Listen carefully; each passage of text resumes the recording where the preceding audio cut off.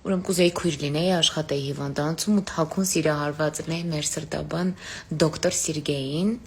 Սենց մի օր հերթապահության ժամանակ գիշերը ֆրայ ասեի դոկտոր Խաչատուրովիչ,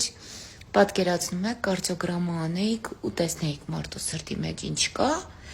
Պատտվեր ասեր Մարետա, ինչ որ մի տեսակ ես կարող ա սիրահարվել ես։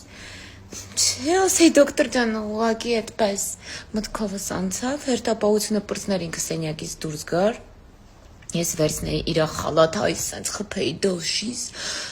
ու ասեի Սերգեյ, երբ ա գալու օրը, որ իմ պուլսը լսես, իմ պուլսի մեջ Ռազմիկ Ամյանի երգերն են հնչում քո համար։ Սենց հեկիկայի թեթևակի այդ պահին սանիտար կենդուրը բացեր, ասեր ինչ ես անում Մարետա, ասեի ազնիվ ծեծահեջ դոկտորի շորից ինչ-որ լարդացած արյան հոտ ա գալիս, մի կերպ ցրեի գնայի, այդպիսի սրտաբանակ ասեր եմ ուզում։